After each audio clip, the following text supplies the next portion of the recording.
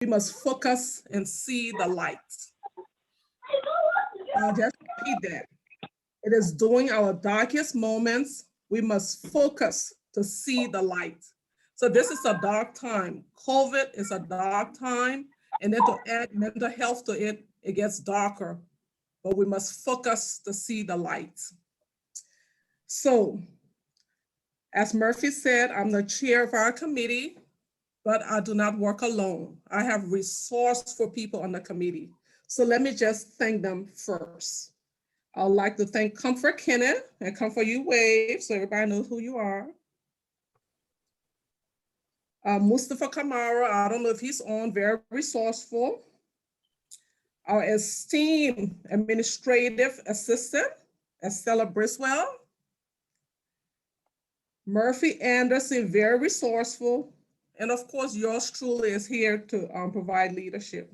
So let me tell you what we have been entrusted to do. The Board of Trustees with the President have asked us to administer the grants that LICI has received. The first grant we administered was for the Women's Fund of Central Ohio that has been completed and reported on. The second grant was from the City of Columbus. We have also implemented and reported on that. This third grant is from the Ohio Department of Mental Health and Drug Addiction Services. So we have implemented this grant in 3 parts. First, there was a program held last year by the president and his leadership team. The next thing we are doing and to be completed by tomorrow is a video diary. So we have members of our community who have suffered COVID also, like most other communities. Those members are going to put into words their experiences so that we can learn from that. And also there can be documentation to send in for our grant implementation. And I honestly thank those individuals from my heart. It's very difficult and challenging to step out. It takes courage, and they've done that. And the third thing we're doing now is this town hall, which Murphy has taken a big initiative to ask Jennifer Goodwin and the panel of Liberians to come to us with their expertise. So we will be willing to listen and learn and to move forward after we hear those remarks.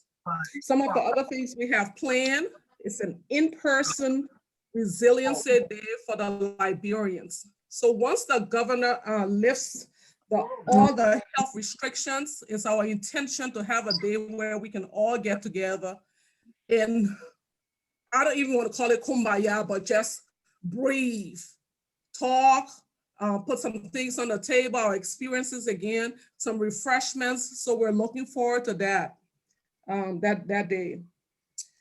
And this is new information. So Alpha, who is our president, Alpha Tonga, he's very, very resourceful. And let me just add, very respectful. That carries a lot of weight. He has been working with the links, the Twin River Links Incorporated, and they have, this is temporary until they have everything in writing. They are giving us $1,500 to do a food drive for the new immigrants. So that's on the table. We hope to be discussing that in our community, in our meeting, our committee meeting, and bringing that to the table. So those are some good things that are happening within the grants committee. So I want to thank all our members for that. We do not work alone. We have the support of Alpha. Alpha tells he's going to do something, he does it. So for those coming behind Alpha, you have big shoes to fill. Get ready. I understand elections will be next year or so, but anyway, I just wanted to warn you about that. So given that, I'd like to thank again the Board of Trustees for entrusting the committee to do this work, and we're very happy to do it and see what we bring to the neighborhood next, which will be the Resiliency Day and the food drive. I thank you all for being here. Back to you. Thank you so much. Thank you so much, Madam Chair Lady, for that beautiful opening remarks. Again, like I said to all of us, our team is very much blessed to have Ms. Marie Sharif as our chair. We could not ask for anyone else to chair our committee. The committee is working, and she has steered us in the right direction so far. And I think we're going to go further in making sure that we guide the grants that we get from the state of Ohio on our president and his leadership. With that being said, I want to also welcome the chairman of the board of directors, Mr. LICI Herman, who will give us a welcome remarks. Mr. Herman? The chairman is not, he's on another program. He just texted me, but if one of the board members, I see Tanako is on the call, if she can just make a welcome remark on behalf of the board, we'll highly appreciate it, please.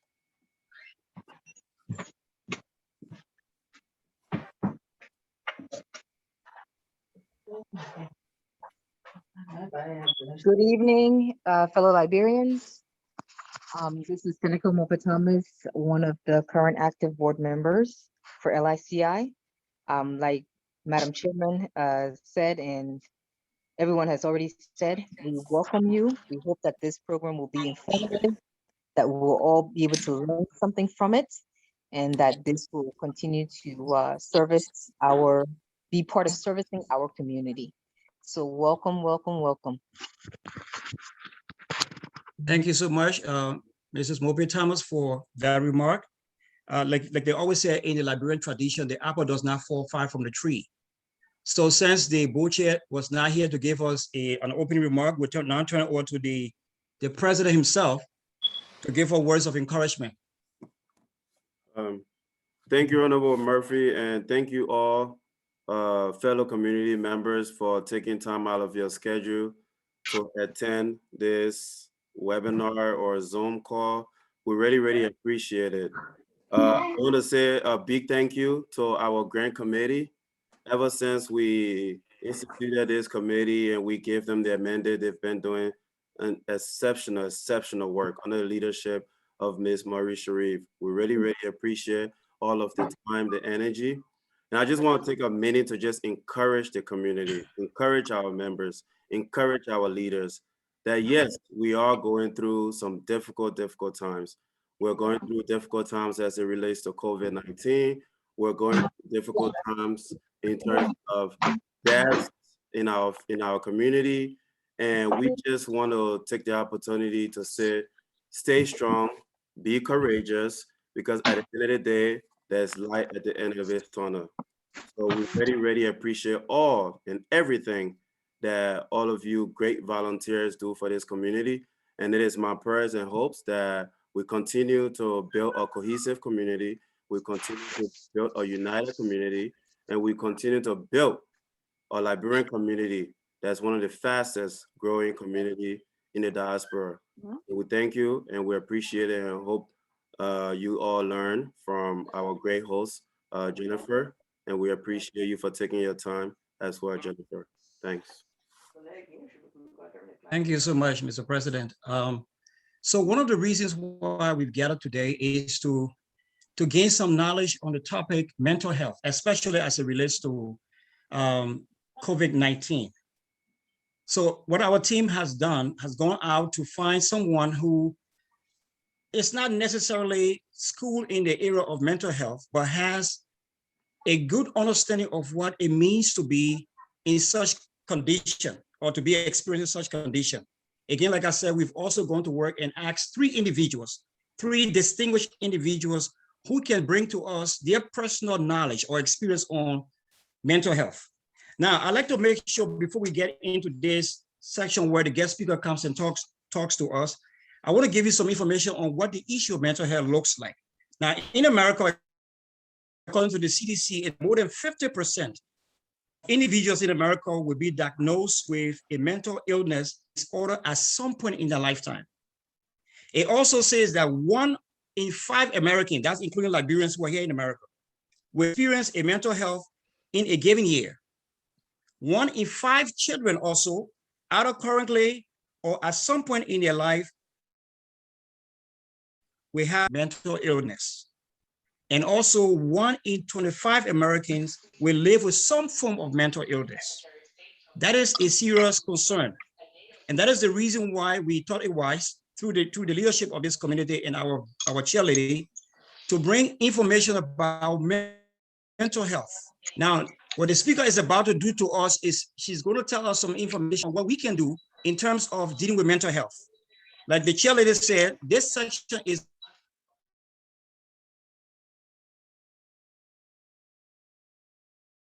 meant for us in some such you've conducted. So I'm appealing to all of us to keep our phone muted if you're not talking. This is not a time for question and answer. You wait to the end of everything, but give her your undivided attention so she can speak to us. So with not much ado, I want to introduce our guest speaker for this occasion. Her name is Jennifer Godwin. She is currently an investigative agent for Harlan and Fayette County Board of Developmental Disabilities. And she is also the coordinator for the MUI division of the Adams County Board of Developmental Disability. Jennifer is a graduate of Central Michigan University. She has a master's degree in public administration, and she also has a leadership certificate, graduate certificate from the Central Michigan University. On a personal note, Jennifer used to be the director of the Columbus Developmental Center, where I used to work. There are some Liberians on here, like Ms. Kamara, who knows Jennifer from CDC. I can personally attest that she has been an advocate for Liberians. Why do I say that? On a personal note, it was under her administration, her leadership, that the first African was appointed to becoming a supervisor at that facility. And that person happens to be me. I was the one selected as the first Liberian or first African to serve in that position. So she has advocated Liberians. She's come to know us for a long time. This is her first interaction with us. And we could not ask for anyone more to have this time with us than Jennifer. She is married to a good friend of mine, Ed Godwin. She lives with her family. And today it is my honor to present to you Ms. Jennifer Godwin, who is going to be our keynote speaker. Jennifer? Thank you, Murphy. I appreciate the invitation to come and speak with you guys today. When Murphy reached out to me, I said, well, you know, I'm not a mental health professional, but obviously in the field that I've been in for 28 years, we do have dual diagnosis. So we have a lot of our folks with the developmental disabilities as well as mental health issues. So the other piece of it is I've been a trainer for probably 22 of the 28 years I've been in the field. So training and presenting I like it a lot. It's something I enjoy. So I hope that you guys will be able to see some helpful things from this. A lot of the information I pulled from CDC website and some other resources that I found during my research. So I'm actually going to share my screen because we have a PowerPoint presentation. So let me go ahead and do that. Murphy, if you would let me know when you can see it. Sure.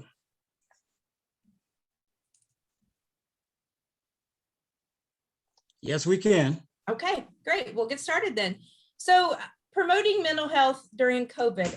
Murphy gave some great stats about mental health in general, but during COVID, there's been a lot of focus on mental health issues.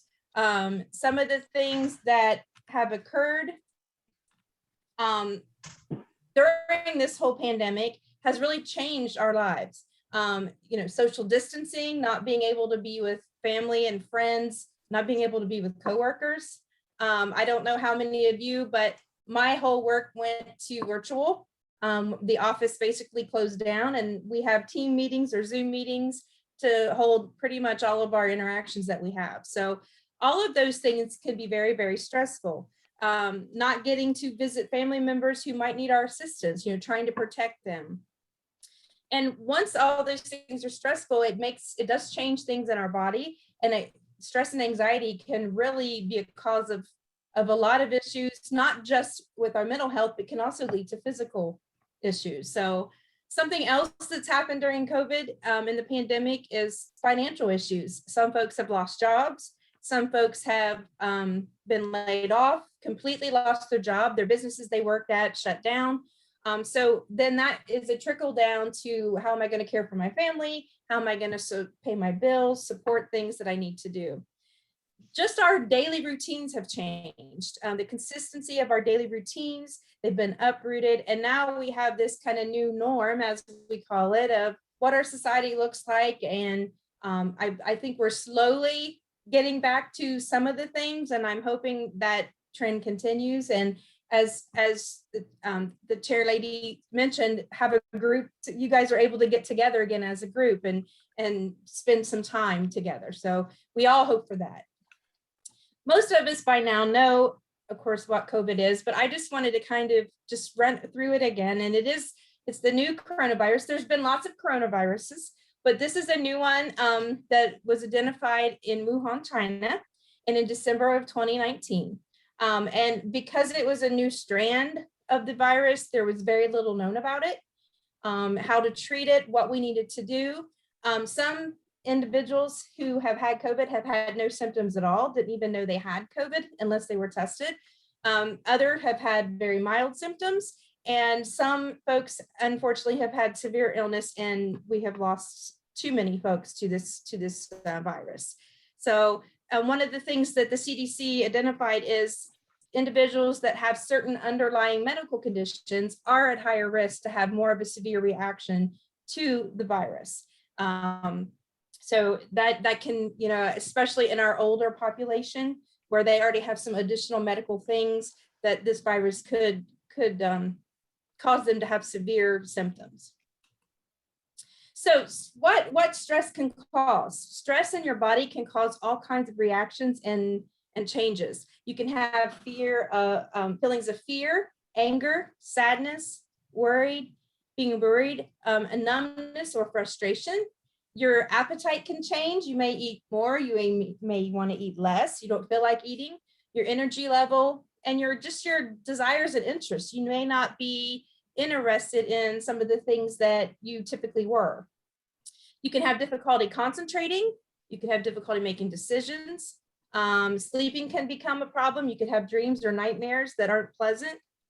The physical reaction, which I spoke of about earlier, you can have headaches, body pain, stomach problems, skin rashes. You can actually have worsening of issues that you already have, health issues, medical conditions. And you can also have worsening of mental health conditions that you may have. This also may cause you to want to increase use of tobacco, alcohol, or other substance. But it is very natural to feel stress, anxiety, grief, and during any pandemic that we might have to. I'm hoping that it's another 100 years or longer that we have another, but it's normal to feel those things. There's been times, I know at the beginning of the pandemic and the beginning of the health orders by the governor, I work at home all day. I wasn't seeing my family, and it got very stressful. And I was very worried about not seeing my aging parents and knowing that they were okay. And they unfortunately live in an area where they don't have access to great internet. So I couldn't do a Zoom meeting or a Teams call or a Facebook Live with them. So it was very difficult. And I experienced some of the stress from that, just not knowing how they were doing. And I mean, obviously I talked to them, but just being able to go see them and hug them and know that they were okay. So I am going to give you 5 healthy ways that you can cope with stress. Now, this is obviously you can use these for anything, not just for the pandemic and what we're feeling during COVID, but these are something that that came back out and were stressed to everyone during this pandemic as ways of managing your mental health. So the first thing is take breaks from watching the news, reading, or listening about news stories. At a point, the stuff can actually start causing you more issues. And of course, we all know there is a ton of information out there that is not necessarily fact checked. So if you do listen to news, you really want to try to focus on a source that is reliable. One of the best sources for all of this, of course, is the CDC website, Centers of Disease Control, and then our state of Ohio health website. You can see things on Facebook, you can see things on the news that just can really make you feel dark and just feel really, really upset you. So limit your discussions as much as you can about the pandemic and focus on the things that you enjoy or the things you can control. And make time for yourself to unwind. Remind yourself that these feelings are going to pass. This is just something that we have to deal with right now, and that we're all going to get through this. And we'll see in some of the further slides about helping each other, but just making that connection with people in the best, safest way that you can. Okay. So something else we can do, take care of our bodies. We can take deep breaths. We can do some breathing techniques to help relax. We can do some stretching, some meditation. You always want to try to eat healthy, well-balanced meals. That gives your body more energy and fuel that it needs. We want to exercise regularly because that's it's been proven through tons and tons of studies that exercise can be a great stress reducing activity. Just even a simple walk, a nice 20-minute walk can really free your mind, and you just let go of all the things that are floating around and you relax. Try to avoid the excessive use of those alcohol, tobacco, or other substance. Try to maintain all of your routine health care that you do. I know at the beginning, a lot of the routine things were put on hold. We weren't able to go get our annual physical unless there was something wrong or it was an emergency, but those have all pretty much came back. We also have the wonderful tool of telehealth and being able to speak to a doctor through the computer or through our phone. So you want to try to keep those routine things going. Also, if you have the opportunity, and I know as of Monday, everyone 16 years or older in the state of Ohio is eligible to get a COVID vaccine. I have already had mine. My work afforded that to me because I do work with individuals that have disabilities. So I have been fully vaccinated for over a month, and I'm very, very pleased with that. And I just encourage everyone, if you are able to get that vaccine, to do so. It's another layer of protection. Does it prevent it completely? Absolutely not. But it does prevent hospitalization and your severe symptoms that you may get if you contract COVID.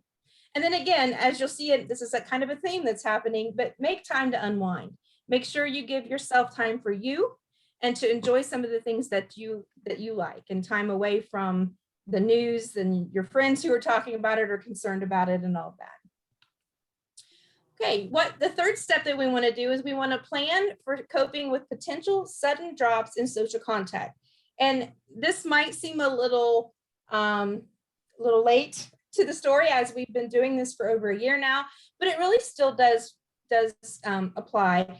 We want to, of course, practice the social distancing. We want to remain out of places where people meet or gather, unless you're able to do it safely, which would mean maintaining that 6 feet or 2 meter distance from others. And of course, right now, we still do have the mask mandate when you are in public and with others that are vaccinated in your family or in your bubble, as we call it. Find creative ways to maintain your contacts, Facebook, Zoom, Teams, you're just calling someone, texting, create new traditions. A lot of families have not been able to get together for holidays. I know for my husband's side of the family, it's a very, very large family. And there's folks that come from multiple states, and we just didn't feel this past December that it was safe to bring everyone in. The matriarch and patriarch of the family are 88 years old, and we didn't want to expose them to, possibly what could occur from everyone coming in and gathering. So on Christmas Day, we had a Zoom meeting with everyone, and we actually got to see some family members that we wouldn't have gotten to see. So we found a new creative way, and the matriarch and patriarch loved that format and loved to be able to see everyone and be able to make comments and talk to everyone. Like I said, more their grandchildren, their great grandchildren, more than they would have. Check on your neighbors. Make sure that your neighbors are safe, and do they need something? You're running to the store, can you pick up a gallon of milk for them? Just being neighborly and checking on them. And I've already mentioned this, but call and text a friend or a family member that you haven't talked to for a while. Just kind of say, hey, just thinking about you, hope you're doing well. And you probably will put a smile on that person's face. And utilize social media and face-to-face messaging or calling to reconnect with people and to keep connected with your friends and family. Okay, the fourth step is you want to create a new adapted schedule. So you want to try to, obviously all of our schedules are very different than they were a year or so ago. So you want to try to keep things as consistent as possible, but focus on the things that you can control in regards to disease prevention and even more broadly. For example, you can control wearing your mask when you're out. You can control, for the most part, the social distancing piece. You can control if you choose to go into an area where there's a large group of people gathering. You know, if you do those things, just make sure that you are protecting yourself with some of these social distancing and the mask usage. You know, take those reasonable precautions. Again, that's the social distancing, the mask, the vaccine, if you're able to get it. It's another layer of protection that we can get. Avoid unnecessary risks.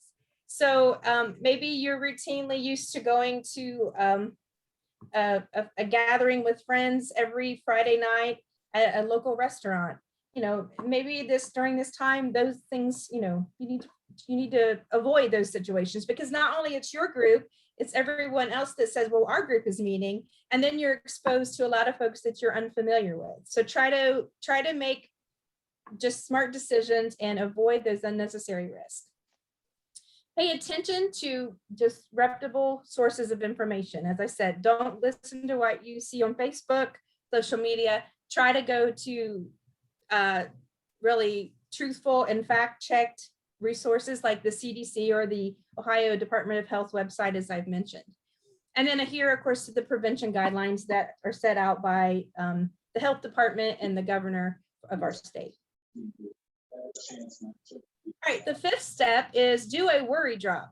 And what that means is it's really helpful. And in mental health, they recommend this in almost every treatment program that they need to do with someone, regardless of the mental health issue or condition the person has. But write out all of your fears in a journal and keep writing those until you feel better about it. At least half of your anxiety is gone. It's really, really helpful to do that, to write down your things. I'm a big pros and cons list maker. So when I'm facing something that I don't know how to do, I do my pros and cons list. And that really is able to show me where I need to focus on, what the benefits of doing something would be, and my anxiety does go down about that situation. So it is very, very helpful.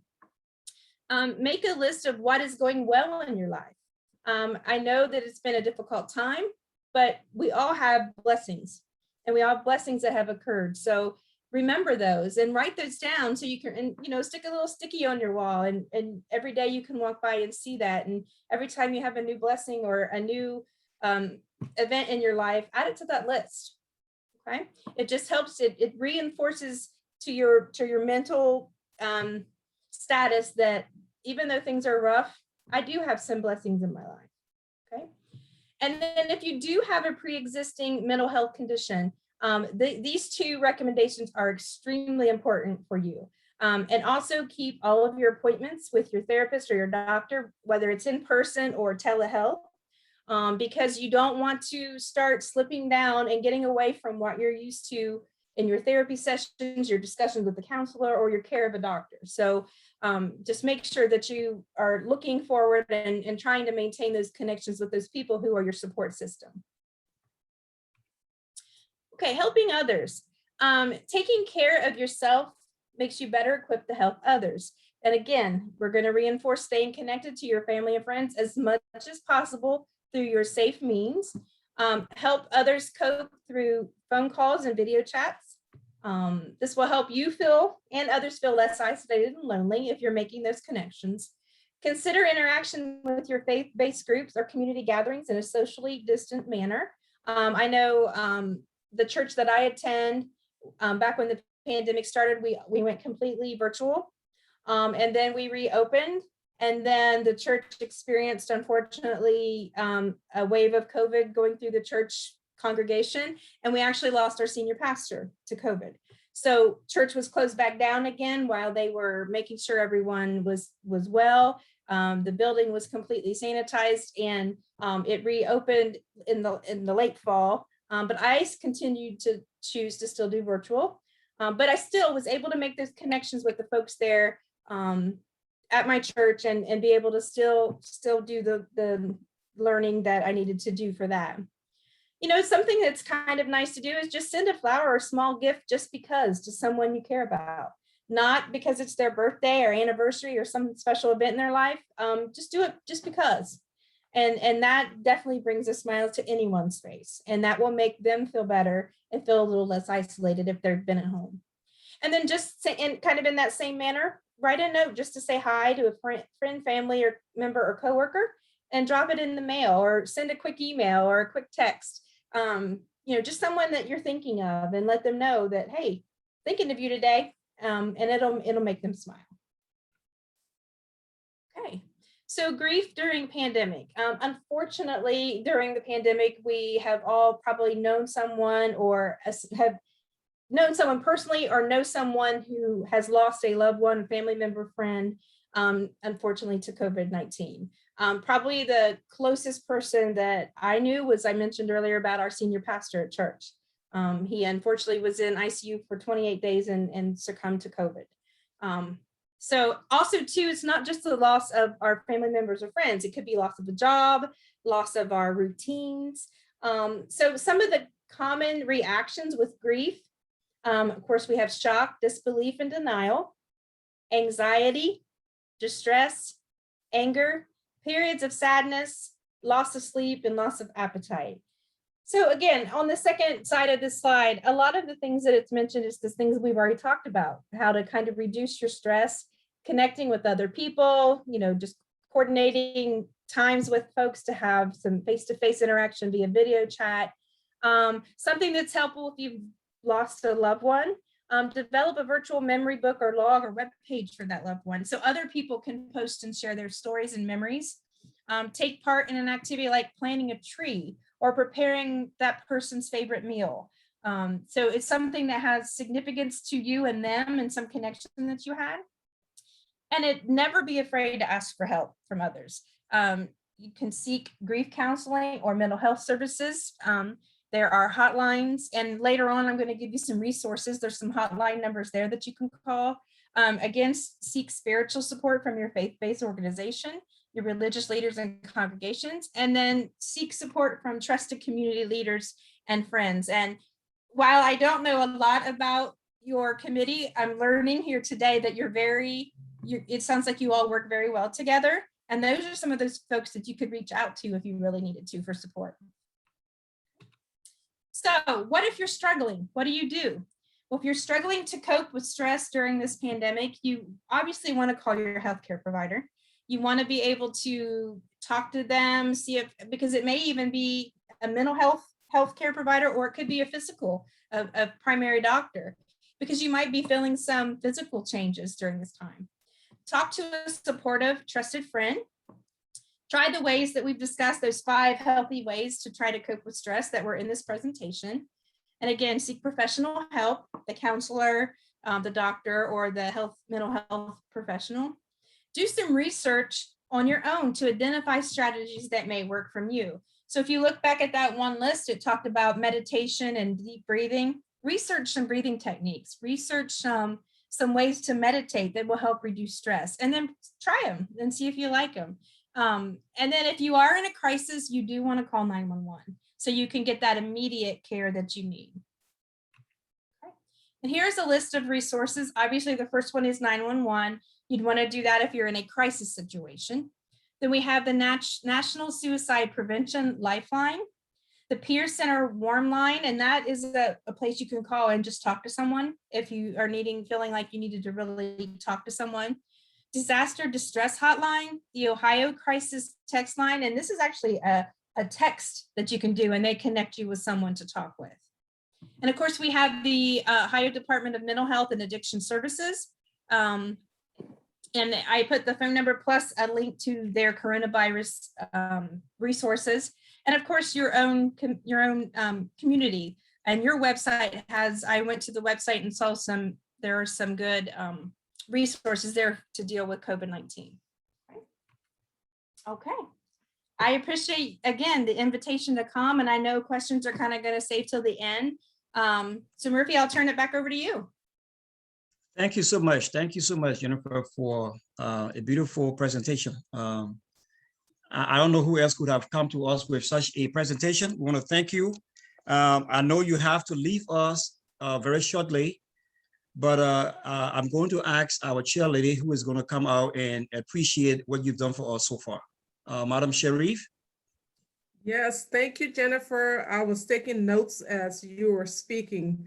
So you have given us a wealth of information. You have covered from stress to grief and to resources that we can use. But I told you I'm already doing my journal. So here it is.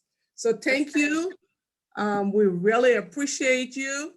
You have an open invitation once the governor lifts all the health restrictions. When we have our in-person, you are invited, and I will not forget. So we look forward to seeing you again. And on behalf of our committee and our entire Liberian organization here in Columbus, Ohio, we thank you for joining us and making such a wonderful and professional presentation to our team. Thank you so much. You're very, very welcome. And again, I do appreciate the invitation. And if I can come back at any point and help you with another topic, Murphy knows how to get hold of me. Okay, thank you so much, Jennifer. Thank you. Thanks, Jennifer. We You're appreciate it. officially Liberian now. That's right. Thank you, Jennifer. So before we go further, if any one of you have a question or would like a contact with the guest speaker today, let us know. We give you that contact. She has to leave because she has other engagements, but we can make her available through her contacts to you. Just let us know when you want to be connected to her, and we can give you the information you need. Now, before we go further, I want to make sure that I clarify this for all of us. Again, this forum today is to allow us, we're about to go into a section where the questions, if not the presentation made today, we will generate questions from that presentation where we have these able and professional individuals, we call the panelists, who are not professional or not expert in mental health, but they have their common experience and they have some personal experiences with mental health dealings, and they're going to be talking to us today concerning that. So let me just give us few background. Since the guest speaker was asked to just give us practical knowledge on what we could do to making sure that we deal with mental health. Now, according to the CDC, some of you may be asking the question, what is mental health? So why are we gathering today? So according to the CDC, there is no single way by which mental health is caused, but there are numbers of factors that cause mental health. So let me give you a couple of them that suggested. Early adverse life experiences such as trauma or a history of abuse, for example, child abuse, sexual assault, witnessing violence could be reasons why people suffer from mental health. Now, you will realize we've been very mindful on this platform not to use the word stigma, because we want all of us to have a relaxed period where we can discuss what the issue is. We can talk to each other. Mental health is not a disgrace. It is a topic we can talk about. The CDC also says that experiences relating to other ongoing chronic medical conditions, such as cancer, diabetes, or biological factors such as genetics, chemical imbalances in the brains could be the reason for that. The use of alcohol or recreational drugs, like the speaker said, or just having some loneliness or isolation. So the next section, which our able co-host is going to lead for us, is a section where we go into discussing some of the questions concerning mental health, and then you can be free to ask your questions so we all can discuss that. So with that, I want to turn over to Ms. Estella Briswell, who is going to lead us into this section. All right, good afternoon, everyone. Almost there. We have three panelists that are going to be answering your questions. And before we do, I would like to introduce each panelist for you. I'm going to start with Tamba Tanafoli, and I'm sorry if I pronounce your name wrong, but Tamba was born in Lofa County, Liberia. He graduated from Lutheran Training Institute. He also graduated from the University of Liberia with a BSc magna cum laude in mathematics and economics. Good. Graduated from the International Aerospace Institute with a degree in photogrammetric hope I pronounced that right. Graduated from Ohio University with a master's in computer science. He also graduated from the University of Phoenix with an MBA. Currently, Tamba is an adjunct professor of mathematics at the University of Liberia. He also an adjunct professor at DeVry University and the University of Phoenix. He works right now. Concerning his work, he was a former director at the Ministry of Lands and Mines and Energy in Liberia. He worked as an engineer, coordinator, and quality assurance manager at Honda of America for 25 years. And currently, he's a chairman and CEO of Ultimate Group of Companies. I'm gonna move on to Emily Kamara. Miss Emily is also a Liberian. Her schooling, she recently graduated from Central Michigan University with a master's in healthcare administration. She has worked in the healthcare industry, including mental health, for more than 13 years. She is currently a case manager at Franklin County Department of Job and Family Services. She's a mother of one. She enjoys helping people and likes to see them being happy. She likes to contribute to her community. Lastly, we have Andrew Nimley. He's also a Liberian. He graduated from Columbus State and Ohio University. Currently has an MBA in accounting from Franklin University. He's the founder and CEO of Andrew Developmental Disability Service, Andrew Home Healthcare Services, Damawa Tax and Accounting Services. His expertise is organization management and accounting. His goal is to help small businesses reach their ultimate goal by helping them to lower their tax liabilities and increase profit margin. He's married and a father of 7 children. I want to welcome our panelists and our guests to our town hall. So I'm going to start with some questions that we have for you guys. If you could just unmute and any one of you feel free to address them, please. The first question is, in your own words, how would you describe mental health? Any one of you can unmute and speak to that. Can you guys hear me? Yeah. Okay. In my own words, I would say mental health is basically the act of a stage one is in is talking about their behavior, the way they think.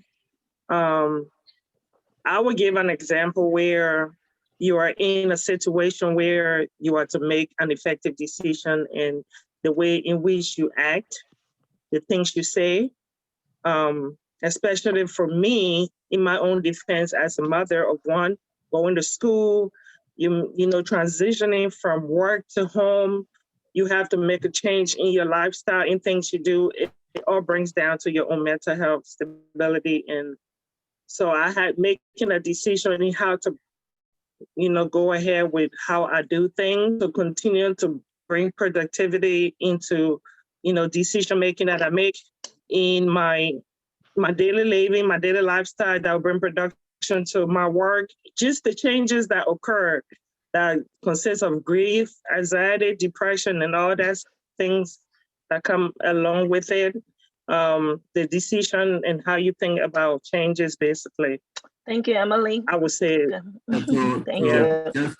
Just to summarize what Emily said, I think in my own experience, the mental health is actually our psychological, social well-being, and emotional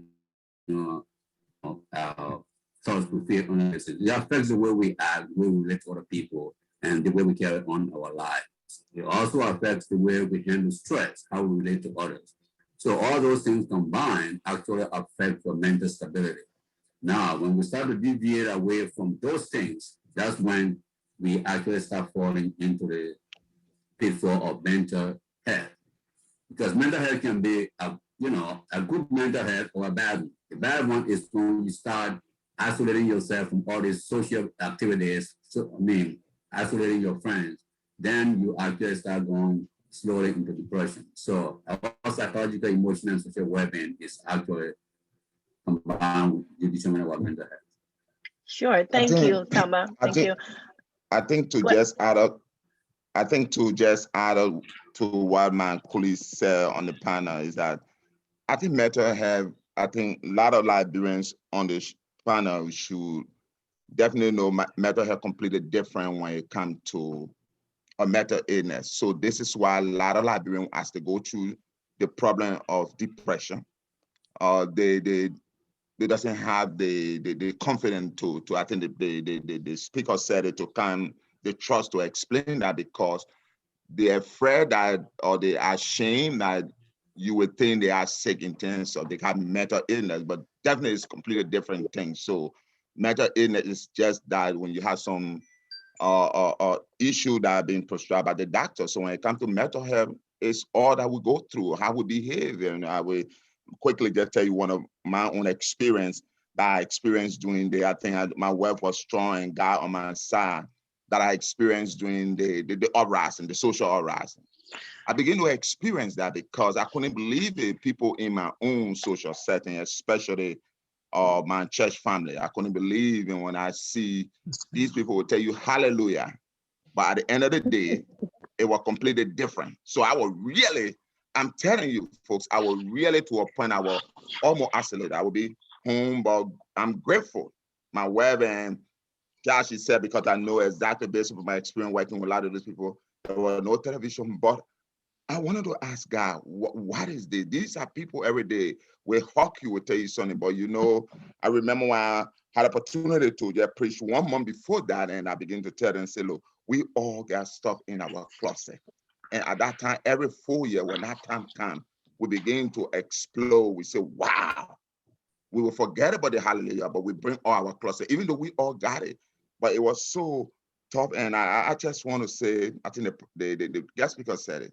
Each of us on the line, you must get a trusted friend or trusted partner, someone who you would put your whole life to, because for that, it was Guy and my wife, and then she know me. She would come in the room, I would be in the room, because I'll be honest with you, Kobe as someone who I think people have seen.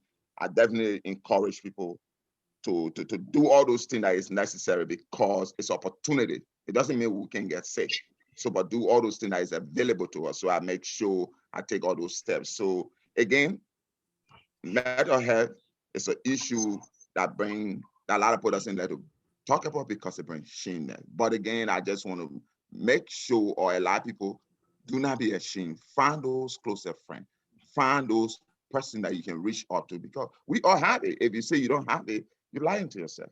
Because certain time you experience the issue of stress at your job, with your kids, with what's going on. You see your children, your beautiful children you want for, they all to reach to a level. That's what we born them for. But if some or one or two now reaching at that level, you begin to be depressed.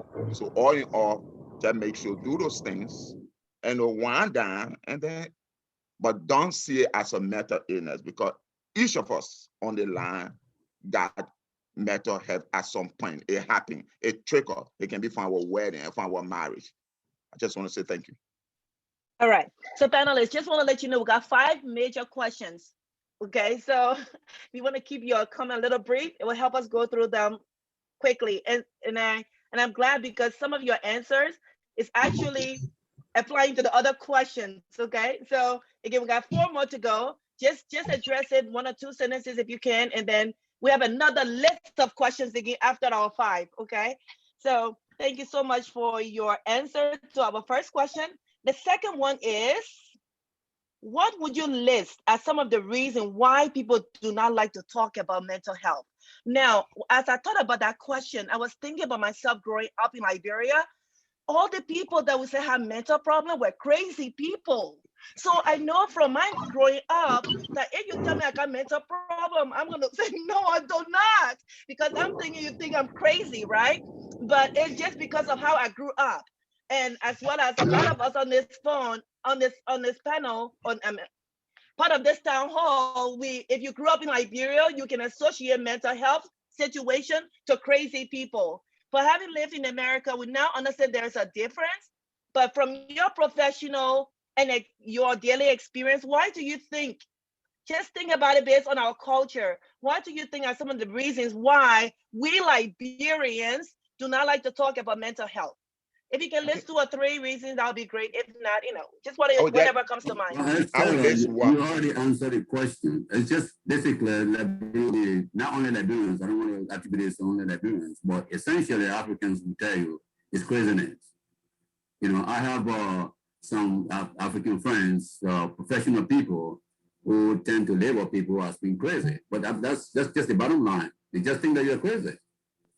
And it's also weakness. If a man goes and say, okay, I have mental issue, they say the guy is weak. So these are some of the things that prevent people from, just saying to people, I'm having mental issue. I think for me, it's shameless. I know it's the biggest thing with shame. But you think we are ashamed because how we grew up? Oh, I gave you Like one quick. Yeah, I gave one quick example of my grandma. That's why I came in America. I was so amazed. I established Andrew Developmental Disability Services because my grandmother, may her soul rest in peace, passed away 99, but she delivered everyone in the community, including me. Yes. But when dimension, which my mom today is experiencing, definitely happened to her, people say she was crazy. So we hired her because we don't know better at that time. We hid her in the house. So in close is the weakness that my brother Tama talked about, or the say united man and the shameless. We don't want to be labeled anyway. Okay, Emily, do you have anything to add to that regarding it?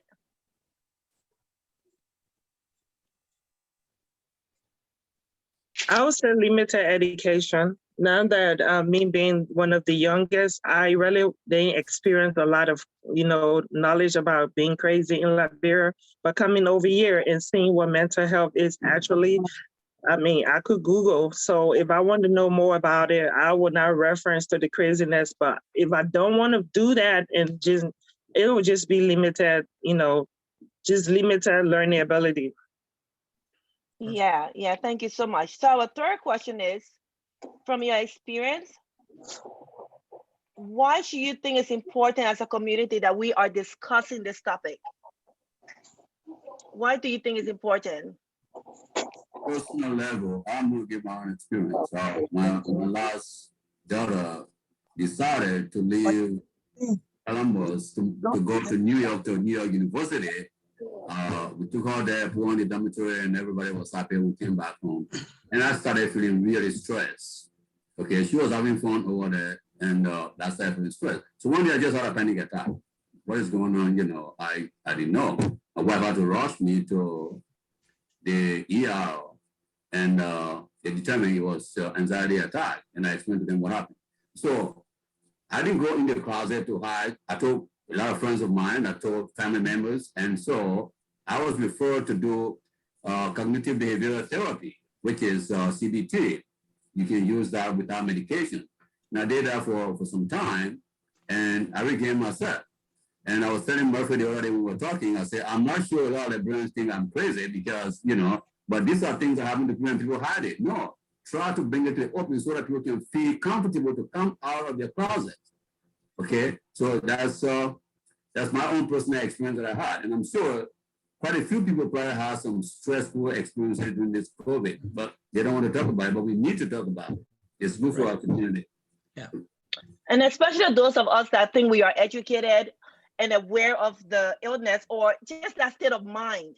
I think it's important that, like you said, we are bringing it to the table and we are having that discussion and we are taking away that stigma that people think, oh, if I say this, they might think, I'm crazy or something is wrong with me. But it's okay to be crazy sometimes, right? It's okay because life throws a lot of things our way. And it's okay to just say, you know what? This is strange. I need help. I need to talk to someone. Maybe I need to run. I need to exercise. I need to clear my mind. It's okay. All right. Anybody want to add anything from the panel? Yeah. If not, I have another question. Okay. Let me get another personal experience. I think I discussed this with him most of the time because our relationship. It's like today for me, taking that Sinopro is a pressure medication that because my pressure was up and down. I'll be honest with you. When my beautiful daughter, a lot of you may know her when she left the hall. I was shocked. I was crazy. Like, I would just run to the back with God bless me or last play. Because I couldn't believe it. Exactly. And, you know, but at the end of the day, discussing with trusted friend. But then again, you got to know, we're probably each of us on the line, person of faith, being getting personal relationship. I say, you know what, God get each of our plan, and just wind down. Because my pressure, I got to go to the hospital, were up and down. So in short, I approached the professional and I approached my family, and then I look to say, you know what, you get millions of kids, and today she's doing great. Today, you start doing great. I have overcome those things, because at the end of the day, if you think you will not experience it, it doesn't make us say we're not member. You know, it helps us. That's a lesson we learn. We're not proud to tell other people. And Andrew, I'm so glad you brought up that point. And Tama, I'm so glad you brought up that point also, because that's one of the reasons why men life expectancy is shorter than women, right? Because we women, we talk. We will find a friend, we'll find somebody to talk to, right? But sometimes when it comes to men, when they're going through this state of, when they're going through tough times, they try to keep that information in. They try to deal with it as a man. I'm a man, I can handle this situation. I don't need nobody into my business, right? But again, I really appreciate this forum, because now, men, you are listening on this phone, on this town hall. You understand it's okay. If life is not going the way you want it to go, it's okay. Please find a trusted friend, get a professional, talk to someone, and get it out of your mind, right? Or journal, like the lady said, journal or do something, but just get the help you need, because it's normal. It's normal. You're not crazy. It's just a phase. You will get through it. But the way you get through it will determine how long you will live, right? Because you got to deal with the issue. So the last question, I think we already dealt with it. It talks about, are there any cultural or traditional myths or misconception about mental health? And like I said, my personal experience, I already said it. Growing up, crazy people, where people they call people that have mental problems. Our society labeled them as crazy because we had no resources to deal with that group, right?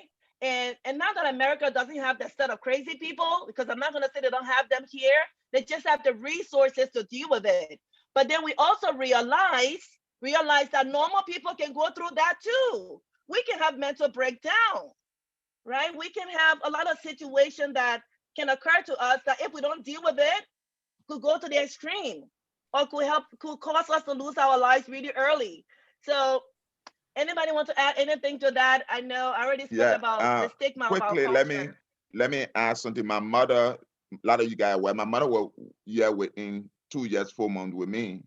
But I'm telling you, I had there with a lot of people.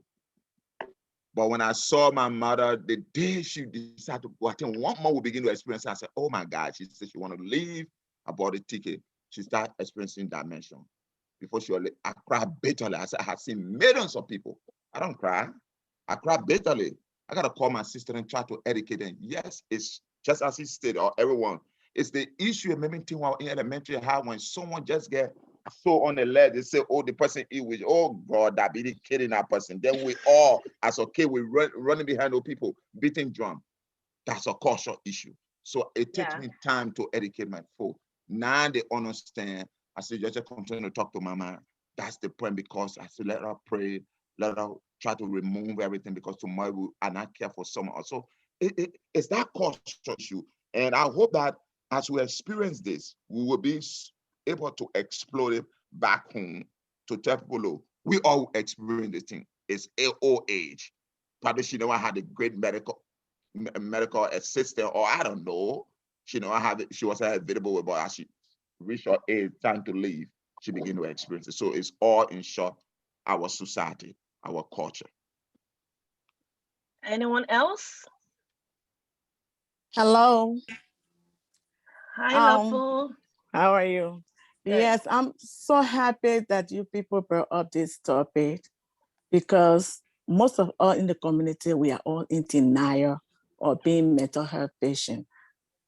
Mental health is any kind of symptom which I work in a health field. I deal with a lot of mental health people.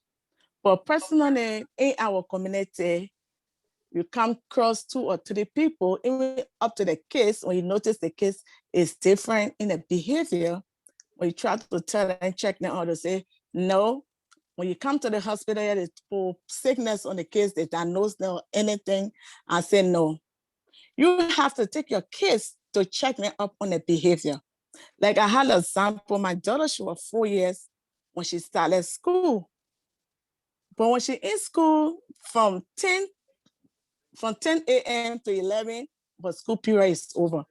She will run around the whole school building, they think she was crazy or she had behavior problem. Until when I took her to Children's Hospital, when they tested her, they found out she was on stage. Diabetes symptom, were in the case they don't notice it soon. So they said that when they shook her on the borderline of diabetes.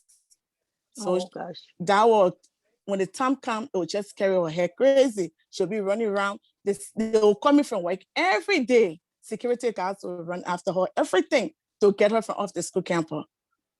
But just to find out, it was just shook her using her. So from there, I start monitoring all our kids too, to see, because I have my own daycare. I take care of kids. I get to know the different symptoms in case if you have a behavior problem or mental problem or something going on. I ask you different questions, what is going on? And some of them is the abuse in the home causes it. All that is part of the behavior problem, what the speaker spoke about, and the mental health problem. But we are Liberian as a whole. I know all the African people on the land, African as a whole, we need to take this very serious because we are all in denial, not even mental health, all the different medical problems we face in our lives every day. 2 weeks ago, last Sunday, I have to rush one of our uncle in the community to the emergency room because he failed to realize that he had diabetes, he had pressure, refusing to go to hospital, refusing to take medication until he ended up affecting his left side with stroke. And so I'm telling you right now, the fellow who just died in the community, his oldest brother, right now is affected with stroke on the left side. So all that is so good. I want to say thanks to the president for getting all the resources and all the people to come and educate our community. It shouldn't be only the medical, mental health problem, but all the different symptoms of all health problems. If we can get help and education from all those people to help us in the community, that would be a great help. I would appreciate everything you guys are doing. Thank you so much, Lapu. Thank you so much for bringing that up. I just want to let everybody know the questions right now are being directed to the panel, the panelists, okay? People on the team. After we are done, we're gonna open it up for further question and answer time, okay? And then anyone can speak up, but I like the points that Lapu brought up. I really appreciate the fact that mental health is not only limited to adults, it also affects children. So please, if you are on this call with us, look out for your children, see if there is any issue with them that you think is questionable, right? Talk to another Liberian mother or someone that you think is in the healthcare field. Let them just give their own assessment, and then let's seek professional help if there is a need. So it doesn't only affect adults, it affects children. I know COVID has affected everybody. So if you notice anything out of alignment with your children, please let's seek professional help if that's possible, okay? I'm gonna go into our question and answer time for everyone. I am also gonna let you guys know if you answer the question, we got a special prize for you also. Now, to be able to win this prize, you have to answer on the chat. The person that is first to answer on the chat, they're the ones that are gonna get the prize. So please don't unmute your phone because it'll be chaotic, but I'm gonna ask the question, just get on your computer and type. The first person that type, Murphy gonna record that person's name, and that person gonna get a good gift certificate from us, okay? A gift card. I think our gift card is about $20 for each person that get the answer right. Now, you can only win 1 gift card. I'm not giving you 10 gift cards. So if you are recognized as the one that answered that question, just don't answer another question because you're only going to get 1 gift card. I got 10 questions, okay? So let's have fun and let's just summarize everything we just talked about. All right? So my first question, you ready to type? Okay. Estella, And before I go into that, yeah, go ahead. I just had a question. So there are some comments. They're not necessarily questions. There are some comments in the chat. Should we address them? But they're not questions, though. They're kind of open-ended. Okay. Would you mind if we do the question and answer and then we go into that? Okay. Because it would be a quick, maybe 5-minute session right now. Okay. Is that fine? That's fine.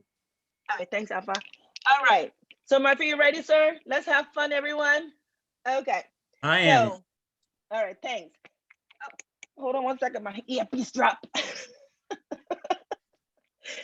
Can you hear me? Good? All Yes, right. we can. Thank you, Murphy. All right.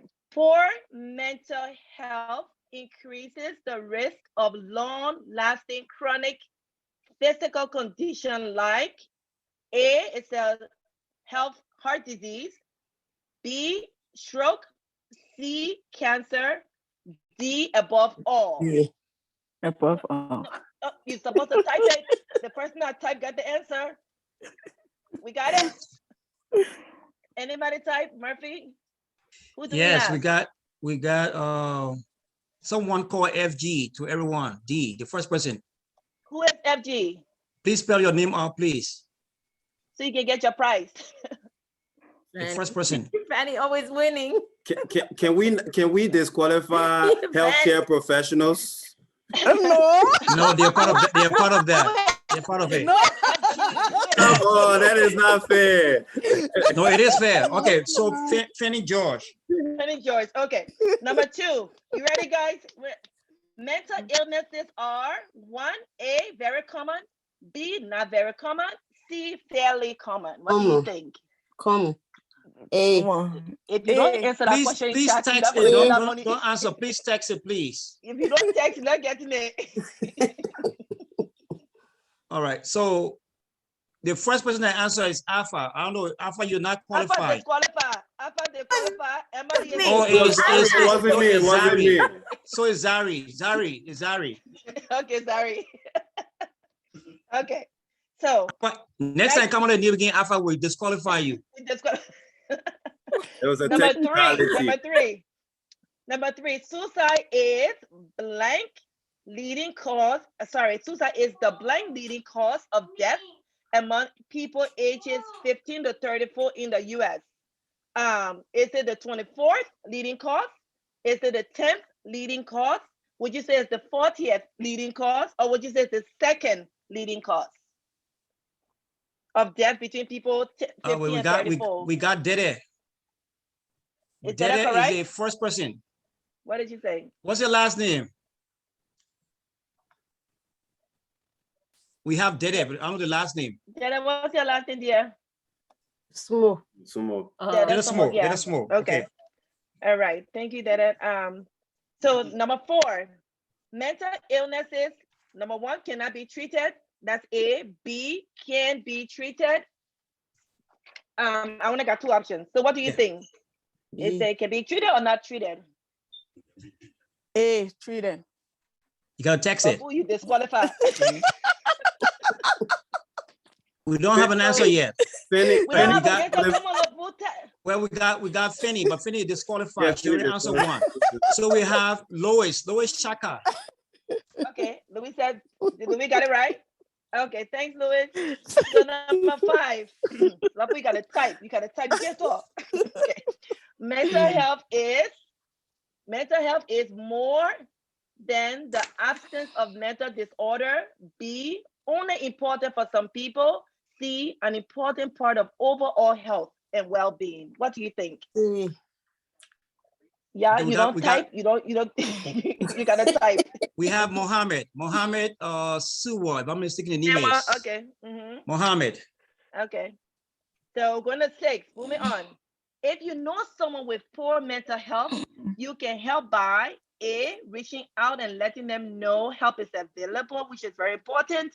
B, helping them access mental health services.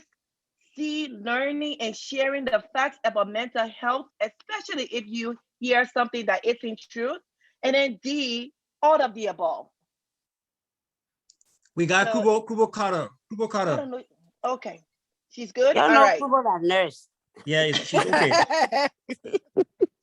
You know our Liberian community now, most of all our nurses. Oh, So, no. all right. So number 7, people with mental health are violent. Is that true or false? A is true, B is false. Fanny, you disqualify. Come on, that should be Okay, you go. easy. We got Bobby. Okay. Bobby Bremer. Bobby Bremer. Woohoo! Okay.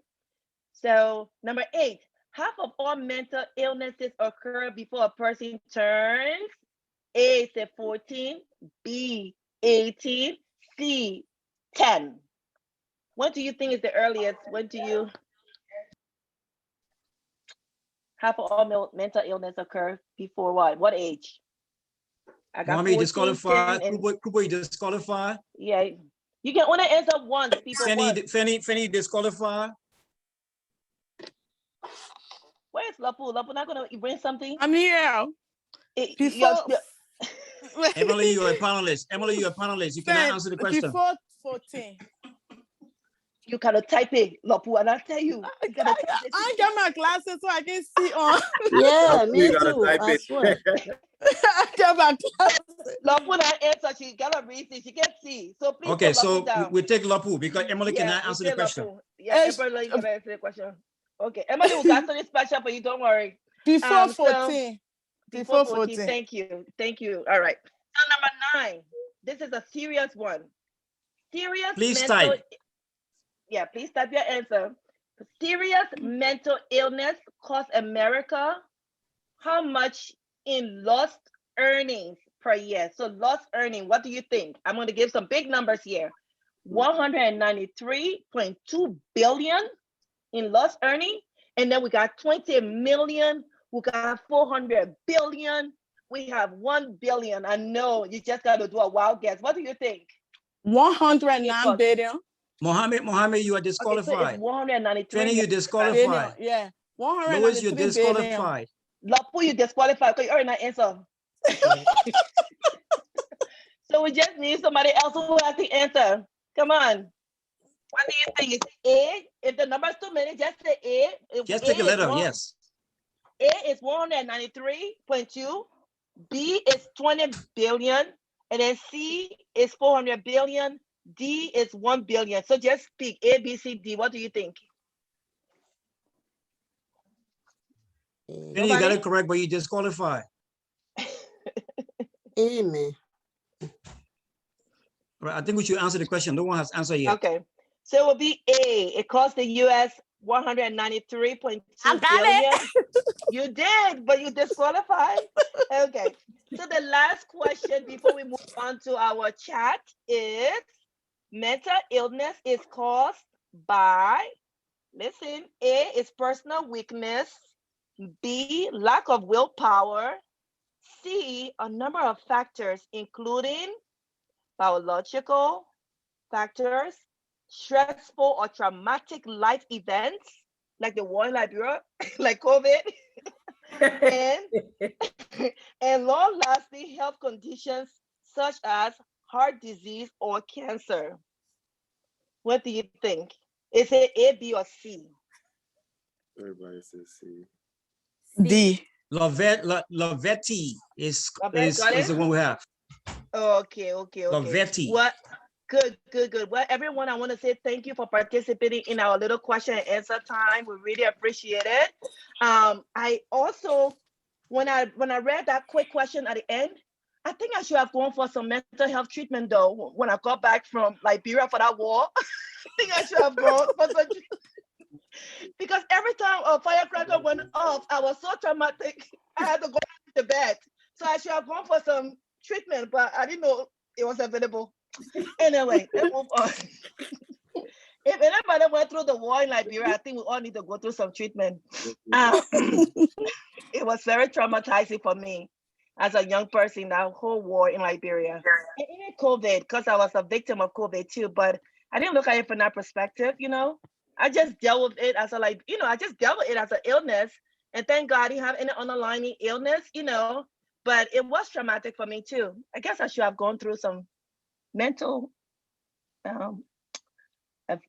treatment for that. But anyway, so we're gonna deal with the chat in the comments in the chat.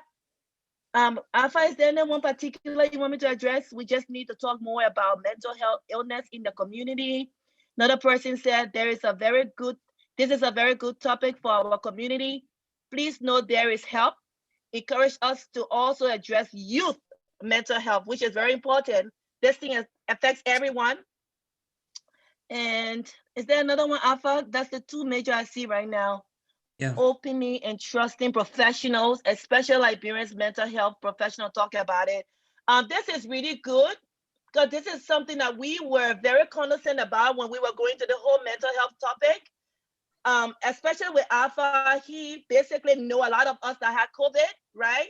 And the importance of him keeping that information confidential, right? So if you are experiencing anything and you know of a Liberian that maybe is a professional in that area, you need to trust that that person will keep your information confidential, right? And if you are a professional on this phone, I hope you are keeping your customers' information very confidential, because it's very important to your professional, right? To your profession as a whole. So, and again, just gonna open up the people, the community, to really talk to you about their situation without being afraid that you will take the story out to go, you know, publicize it to the community, right? So we are hope that you are adhering to your guidelines as a professional, you know, professional healthcare provider. Okay. Let's see. Alpha, is there anyone you want to address, sir? But this topic is very important. Yeah. I think the topic, the issue that Grace raised up about mental health within our youth. Maybe if we can just address it, either it can be addressed by any of the panelists, or she can expand on that statement a bit. That would be great. Grace, the floor is yours. Good afternoon, everyone. I just wanted to congratulate the committee for bringing up this topic. This is one topic I've been discussing with AFA that we could bring to the community. And in addition to the mental wellness of all of this, we want to talk about youth mental wellness. There are resources at the department that I work with a lot of youth, and so that's my area, children, youth, and families. And so if we are interested, because it is important that our youth, especially during this past year when we all have been isolated with anxiety and stress and depression, that we also engage our youth and bring them the resources and the information that they need to also further their mental wellness. And so as we discuss this topic, I want us to also consider our youth as well. And I want to encourage anyone who is interested in becoming a mental health first aid provider. The department also have training that they can provide to our community free of charge. And I can bring further that or send that contact to individual who I need to send it to the chairpersons. I can send that also. I want to encourage any of us who can be mental health first aid providers to also take the training. There's also trauma certificate as well, that anyone can take it to also learn about trauma, how we address trauma, and especially when we come from a war-torn country, the historical trauma, secondary trauma as well, that we all somehow experience living in this country as well, everything going on. There's also trauma certificates that is available at no cost for anybody who is interested. And I have all that information that I can send to the chairperson. Wow, thanks, Grace. Very resourceful. Thank you, thank you. All right. Murphy? Yes, ma'am. Somebody's hands up. I'm sorry. Oh, somebody here is up. That was, I don't know, this person's name is Minerva. Okay. All right, Minerva, you have the floor. Hello. Sorry. Yes. Hi. I'm Minerva. I'm from Minnesota, and thanks for inviting me. I mean, it's a good topic, and I talk about when I say, especially like professionals, I just want people to know that these professionals work on a license, and they are there to follow the HIPAA laws. So if you go talk to them for your personal things and they go out there and say it, you have the right to report them, and they will lose their license. And even those that work on somebody's license, like I'm not licensed mental health professional, but I work on people's license, and so I can talk about anything that clients will tell me, because then the client will go and report. And we have a HIPAA law out there that will hold you responsible, and all your money you pay for student loan, you may end up losing, and pay the people back their money, and you won't work in the fee. So we need to just keep encouraging our Liberians that these people working on our laws that mandate them to not talk about you. Not even when you get out there, you see them, you cannot tell them hello and treat them like a client. You know, we're all in the Liberian community, we may see them, but we have to just see them like a friend, but we can't tell anybody. And if they do find out, they have the right to report us. And I would just be quick with it. I had an example as a case manager. I went to a Liberian person and to work with them, and they felt uncomfortable. And I had to tell them, I said, all right, you know what? You have the right to call my supervisor and say you don't want to.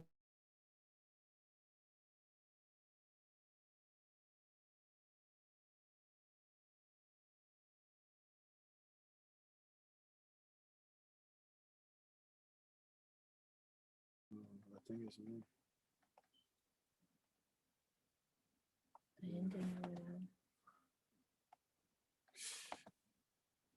It's 10 internet. Did you do that before? Honor a license, and we have professionals, mental health practitioners in the Liberian community. A lot of them professionals that know the working on the license. But it was a good topic, you know, and mental health is something we need to keep talking about in our community. The awareness is not there, even in America, some of us about it. Although we know, we feel like, oh, I'm going to tell somebody we're crazy, and the first thing comes to our mind. But we have to know that, no, you're not crazy, you know. And there's help that you either medically, they can give you medication, or they can give you coping skills, you know, to work with it. My daughter suffer from anxiety, and instead of her taking medication, she takes, she has coping skills and other things that she works with. I can provide to her because she won't understand. So then I'm really trying to control her. But she needs for a professional in those things, but she's not taking medication. She decided not to take medication. So it's not about us breaking our awareness in our communities, and that's how we'll take it back to Liberia, because it is there. It is in Liberia, but that awareness is not there. So again, thank you very much for participating, and I hope that's something we can keep talking about. Thank you so much. Thank you so much. I finally think, is that it? Can I just say one thing? Sure, yeah. Yeah, quickly, I think from we get this in our church, and I think I want to recommend this to the leadership team. I think it's a good thing. I think the speaker spoke on it, especially to create a grief sharing committee, or grief sharing committee in our community. And I think with all the material resources I got opportunity to get then, I think I can bring it, because it is just a group of people, person getting together probably once a week who lost their loved one in the community, who get discussed. So I got a complete curriculum. I got opportunity to get the curriculum, and if those are the things that the community don't want to take on, I think it's a good thing, because this one is not anybody having it. It's people who lost it. They get together, because that alone bring people together. That alone diffuse the stress. Those are things I'm hoping you guys can think on that, and you guys get in contact with me. I can provide curriculum for that, and then I can buy this curriculum, and then the community can just go forward with that. Thank you. Thank you so much. Thank you so much. And I know we didn't mention this, but this stuff keep coming to my mind. I know most of our Liberians women, when we have babies, they talk to us about post-traumatic something. I've forgotten the real name. Disorder, right? Which is a form of depression that mothers go through when they just have their babies, right? And sometimes when they try to talk to us about that, we're like, oh, we okay, you know. But again, let this be an opportunity to let you know that if you just had a child, especially with COVID and everything going on, and the doctor talked to you about some form of depression that you could go through, they're not saying you're going through it now, but you could go through, please have an open mind and listen to what they have to say and don't shut them off, because that will help you cope with your new baby and sometimes the added stress that come along with that addition to the family, especially during COVID. Okay, so let's all have an open mind as we go, go about our daily lives and deal with the different stress that we encounter. All right. Can I just come in for 1 second? I'm sorry. Hold on 1 second, whoever it is. That's Minerva. 1 second. And another thing we need to get in our community, support group for serious illnesses, especially cancer, breast cancer. We need support group. Some people have undergone, they in the recovery move of breast cancer or whatever, and they can be there to help people that just being diagnosed with breast cancer. We have that support group there for any kind of cancer. People willing to talk about and support each other. Even maybe take you for your chemo or whatever. We need to get that in our community, and that's why we like it. And sometimes you find out, somebody died from breast cancer. It could be something. If people talk about it, they will have been, alive. I have a lot of friends that they got breast cancer like 5 years ago, and they're very good. But when you say talk about it, they don't want to talk about it. So that's something we need to encourage people to talk about too. Thank you. Okay. Before the next person talk, can we hold on 1 second? All right. Sis Marie want to say something. She's our chair lady. Just 1 second, please. Okay. Everyone just mute your phone for 1 minute, please. We are very excited that we're getting to different areas of mental health and life. So I think the president's taking notes, but I want for us to still focus on the topic that we're actually here for in the town hall. Estella, I've sent you some fun questions because I do not want us to cut the community short. We want to finish up all those gift cards we have. So if you want to ask 5 more so people can benefit from the $20 gift card, I appreciate it. And then we can get back to the other stuff. Miss Marie, how did you send it? Did you send it through WhatsApp or I'm not seeing it? Did you email it or? No, through the group text. Through the group text. So when we're done with that, we can get back. Okay, good. Yep, I got it. We've got all right. 25 more minutes to listen to each other. And then, we have the former president who's going to give us our closing. So let's be mindful of the time. All right, so I'm gonna ask 4 more questions, but before I do, I think the person that got iPhone had a quick comment they wanted to bring up. And I just want to make sure I recognize you. Somebody wanted to say something before our chairlady spoke. I wanted to say something. I don't know if somebody else wanted to, but I wanted to let our community know that there's a lot of disparity in healthcare, especially mental health care. I have a lot of friends that are doctors, some are psychiatrists. And the warning they always give is that sometimes people, doctors, or your own doctors will try to write you off. By the time you get in there, you say you have an issue, they want to put you on medication.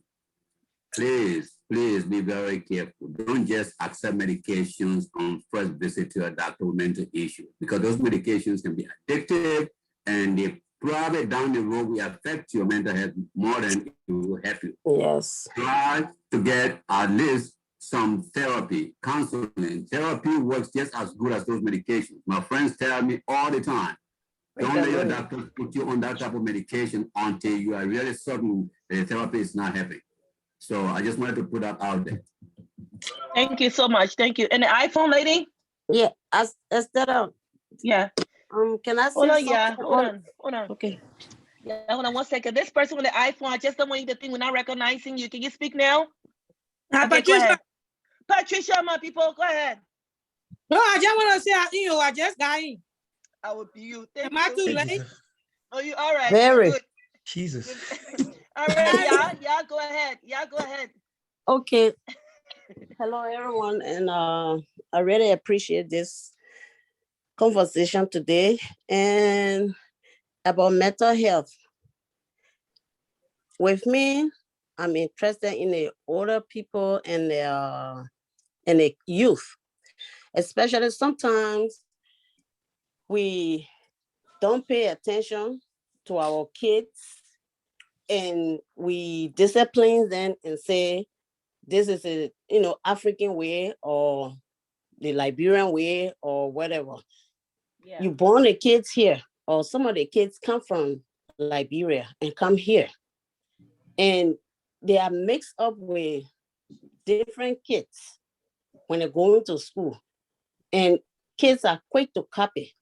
So, for example, if you have your daughter or your son home that, used to do everything, with sit with you, talk with the brother or sister and something like that with family, and you see the kids is drawing back, staying by themselves, doing other things, gaining weight, acting up, don't want to get up early, don't want to do his or her chores in the house. It's part of stress. But we don't understand it. We say, oh, the person don't want to do anything. My son don't want to go to school. She lay down and sleep all day, or he lay down and sleep all day or hang out.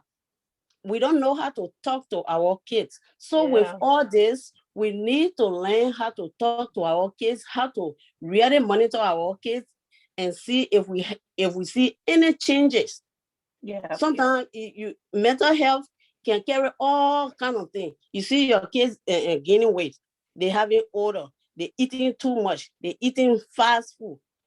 All that thing you're supposed to, pay attention and say, my daughter used to eat cassava leaf every day, but now she eating different food and she gaining weight.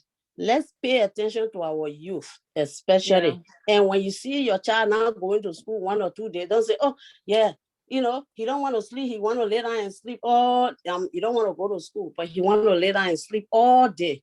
That's problem. Kids got stress too. They are stressed, everywhere. They can get stressed from their friends. Our phone, I will get our kids. By you buying stuff, heavy, expensive stuff for your kids, it's not doing them any good. We have to pay attention to our kids. That's how can our kids end up in the street. That's what I wanted to say. And thank you all so much for this, for this lesson, because it will teach some of us how to, deal with our, our homes and stuff like that. And men, y'all please go to therapy when your partner say, let's go to therapy. You will put your stuff out there, but for you to have a good home, healthy life, listen to somebody's opinion. That's right. Okay, thank you guys. That's what thank I wanted you. Yeah, to say. thank you. All right, Farindas, I will get to you in a moment. Okay, we do have to keep things moving. I'm sorry, but I will circle back to you. We need to ask 4 more questions before we summarize everything for the sake of time. Okay, and we want to make sure that everyone get the gift card. We have about 15 gift cards, and I want to ask 10 questions. Now, if you have already answered a question, please don't answer again, because you only get the 1 gift card. Farinda, just give me 1 minute, Mama. Whoever it is, just give me 1 minute. I don't know why it keeps showing though. I don't know why it keeps showing, because you're not muted. Go ahead. Just go ahead, ask your question or say whatever you got to say. Go ahead. No, actually, it wasn't a question. Okay. It wasn't a question. I just wanted to say something about the mental health, but then it looks like I came in a little late. Okay. It was just my experience. Right. Back in Liberia, we don't know when we have the mental health issues, but I used to imagine myself trying to jump through the window. Even when I went to Egypt, I would sit upstairs and say, oh, I wonder I should jump through the window. And I didn't know it was a mental health issues until I came to this country. But I had that for a long time. Growing up on the dormitory, I had that problem for a long time. Until when I accepted Jesus Christ as my Lord and Savior and started learning, the Bible, and started reading and started praying, then I found out that that voice was not coming to me anymore to say, oh, you can jump through the window, Okay. So I wanted to share that. Thank you for sharing. Very important that we pay attention. Okay, so we're going to move on. Remember the rules. The chat is where you have to answer your question. Please don't unmute. Just answer through the chat. Esther, and we'll give you a $20 gift card. Esther, What's up? Can I please? Some of the answer to that question that would be long. So do you want them to just? Really? Yeah. Jack, make it short, eh? Jack, call one answer. 1 minute. Or if Okay. you just say, but The letter, give the letter. yeah. No, yeah. wait, A, no B, C, letter, D. oh. Just say A, B, C, D is the answer and then I don't think you you won't be able to structure the questions like that. I think it's a open, it's like a, yeah, Open-ended, yeah. it has to be answered, but I think you will have to give people the opportunity to speak instead of typing. Okay. Oh, got you. Hey, God, but not be chaotic. All right. The first person to raise their hand will be recognized. Yeah. Okay. Yeah, All right. raise your So hand. wait, Raise your wait, hand wait. first. Raise your hands, please. So their name, it said name all LICI board members. I don't know if we all know it, so I don't even know all of them, but I don't know.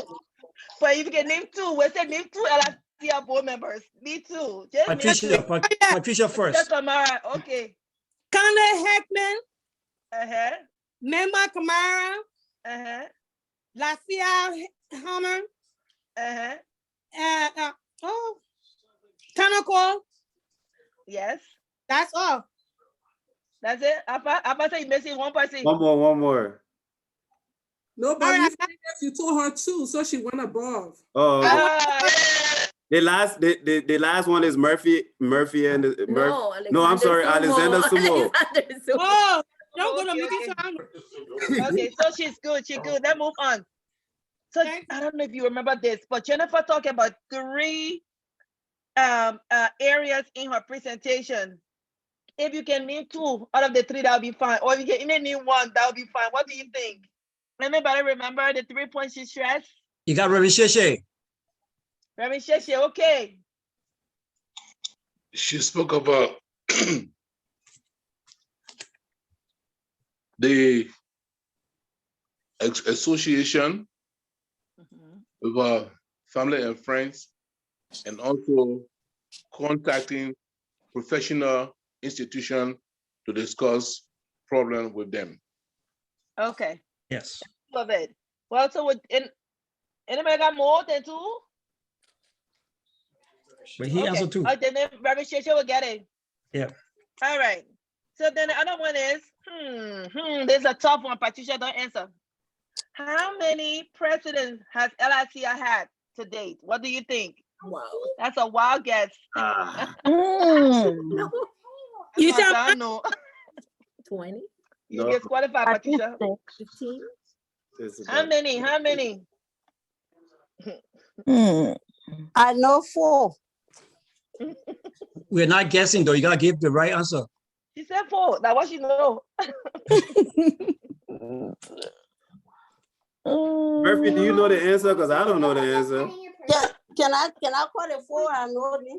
No. Hold on. What numbers? How many numbers? We have to research. No, So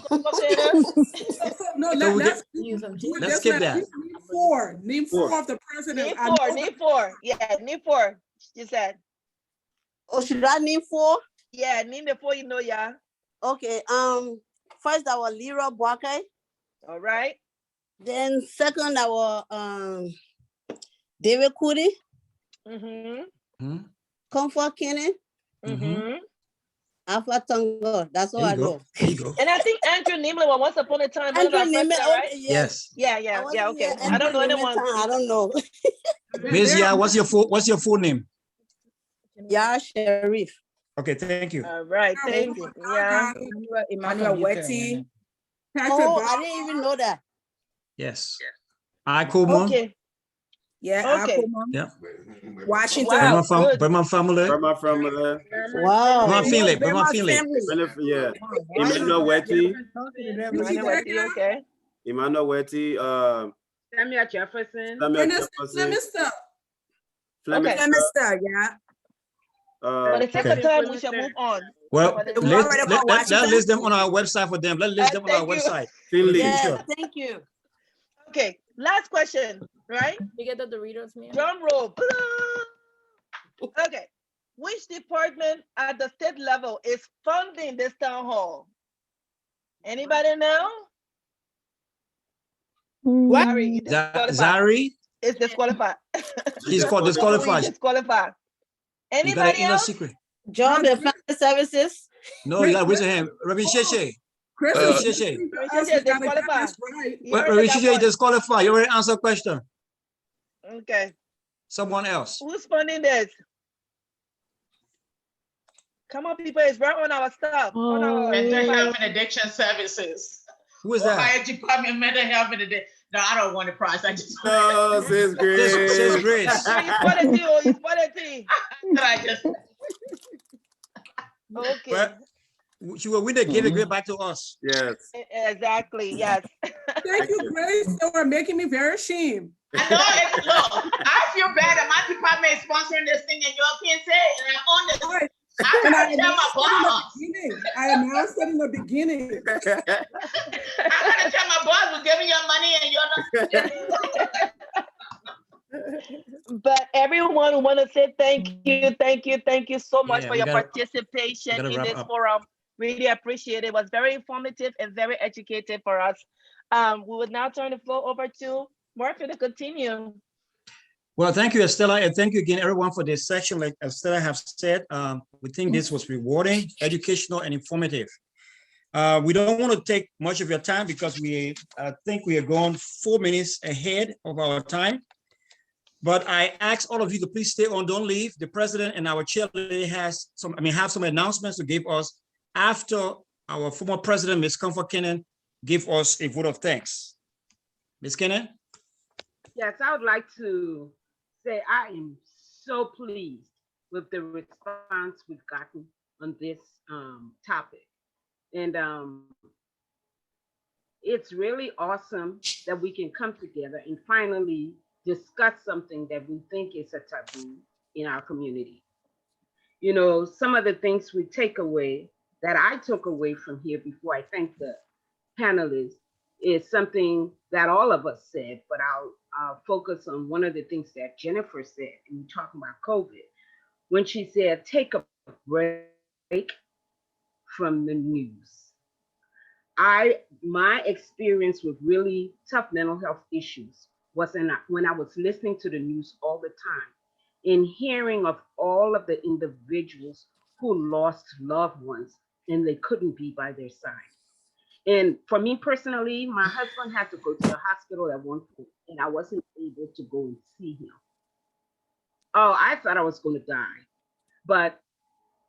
And then I thought everybody around me would catch COVID. When my daughter went out, I was scared. My nephew worked at a grocery store. Every time he came in, I was paranoid. So COVID is real, and sometimes we don't take it seriously. And the effects it has on us is real as well. So, I mean, I thank everyone for the experiences here today regarding not just COVID. I think, and Marie has already spoken to and thanked Jennifer for her participation. And one of the things I took from her is when she said to us to write something down, talk about your worry drop. I took that because we are always thinking about the negative. Sometimes we need to jot down what are the positives, what is going well. And I think that's, like she said, that's one of the things when you're going through some mental health issues, to kind of jot those things down and give you some focus on what it is you need to focus on. I will say 2 more things that I took out of it, and a lot of you have already spoken to about it. It's the cultural outlook on mental health. And Kamba said it, and somebody else said it about going to see a therapist. Because in our community, we feel sometimes when we speak about issues to a friend will always take that. Every friend got a friend, is what we say in Africa. So going to speak to a total stranger, it's not a bad thing. Because for one, they don't know you from anywhere. 2, they don't judge you.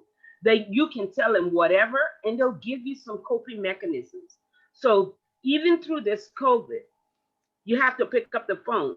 I had to pick up the phone and speak to someone because I had different things going on in my life at the same time. So I am really pleased regarding what we've done here today, and to thank all of you who participated. and to thank the panelists for giving us an opportunity to listen to them, for them sharing their experiences, and for the resources that they are also providing us, so that after this Zoom conference, we can have somewhere to go. And lastly, it's not a COVID thing, but it's a Liberian thing, and it's a American thing, and it's very real. It's youth mental health. The youth in our communities are also having some major mental health issues because they are not with their friends. They're sitting there all day in front of a computer trying to learn through Zoom. So as parents, can we all listen to what they are saying? Let's not ignore them because we are all in our own space. So when they're talking about fatigue, let's listen and see how we can help them. So again, I want to say thank you to Tamba Napoli, Emily Kamara, and Andrew Nimlin for taking off their busy schedule and sharing their time with us, and to thank all of the individuals who joined us today. I'm sure this is not going to be the last one we have. Our president is already working on the next phase. So thank you once again. And we will, it's 5:53. I won't go on and on because I tend to be a little long-winded. So I just want to say again, thank you until the next time. Thank you, Madam Kennan. Before we turn on to our chairlady, our able chairlady, who will give us closing remark on this event, we also ask our president to give us some announcement. But I'd like to put in my own word to thank all of you for allowing me to facilitate this town hall. It's been a rewarding experience for me, a humble experience also. I want to thank you for your undivided attention. I think we've conducted ourselves very well. Maybe some of us don't know that this platform is shared with the world that we see around us. So whatever you're doing here today is being watched or viewed across this country and across the world. So we thank you for giving us your undivided attention. And Madam Chairlady, thank you for allowing me to facilitate this program. So I want to turn over to you now for announcements, and then I'll be followed by our president. Thank you. What a good 2 hours.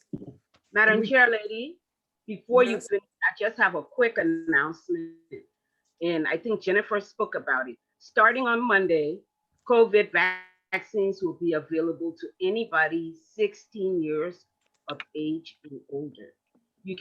There's a number you can call if you're having problems getting an appointment for the vaccine.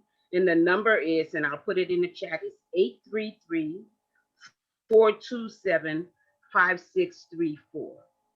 That's for the vaccine. You can call and get an appointment for the COVID vaccine. It's going to be available for anyone above the age of 16. Thank you. Okay. I was saying what wonderful 2 hours of listening, understanding, hopefully getting ready for another Zoom one of these days with this big topic, mental health. But again, we have all been somehow, like the panelists said, affected by mental health. So coming together on Zoom was a wonderful thing. We hope to do this in person. Like I said, we're grateful to the Department of Mental Health and Drug Addictive Services for the grant. Some of you were not on earlier, so let me go back to my notes just to tell you some of the things that we're still planning on doing. So we still have spaces, I understand, and the president can correct me if I'm wrong, on the video diary that we're doing. We're looking for individuals who have been affected by COVID to tell us about their experience. There's a little stipend for doing that. We really want to hear from you. Do not be ashamed. Some people have caught COVID unofficially. They have not announced to anyone. Some people have been diagnosed. The purpose of the video is to educate. So like all of us on this Zoom are Liberians, and we heard personal stories. And I'm telling you, when Andrew was talking about his grandmother, he talked about his daughter. I was sitting here thinking, wow, you know, what courage to come out and just tell us your experience. So this is what we're looking for on the video. We're looking for people just to tell us, because everyone went through something different. So if we hear from our fellow Liberians, it's much easier to accept it. So if you can, get with the president after this call and please join us on this video diary. We want as many people as we can get. So we'll tell you if we reach our limit, we haven't. We want to hear from you and we want you to consent, if you can, to us having this video made on our website and also as our documentation to turn into mental health. So thank you for that. The other thing that we're planning on doing is having a resiliency day. We've all come out of this hopefully being somehow a little bit stronger. So when the governor gives us the all clear on the health guidelines, we want to all get together again and talk about mental health, have some little refreshments, you know, and conversations with each other. So we're planning that for the future. I'm looking at July at the latest. So I don't know what the governor's doing, but I'm hoping that we can do that. The other thing that I told the group earlier, Alpha has been working with the Twin Rivers Links. This is a group of women who do nothing but good things for the community. They're always stretching out their money, trying to help. So they are willing to give us $1,500 to do a food drive for new immigrants. So it means that people who are just coming to Columbus of Liberian descent, you know, so we're going to get those specialized foods so they're not feeling left alone. They are here in the States and they can get, you know, some of their native foods to get involved, you know, with the community. So we're looking forward to receiving those monies. The committee will put the announcement out and we will be physically present to distribute the food. So don't be shy if you're on that list. This is also a way to connect with us and also to show that we care and the links really care. So we will be working on that part also. Besides that, I have no other announcements. Oh, my husband is sitting beside me, so let me read what he said. The Director for Mental Health Addictive Services also, I can announce that? Yeah. Oh, okay. Right, So so he it's said gonna this be is a public shame. information. Right. Don't be ashamed, because the Director of Mental Health also caught COVID and want people to know. So don't be ashamed. This is something that's happening to a lot of people. Right, and she funded a grant. And she funded our grant. So full disclosure.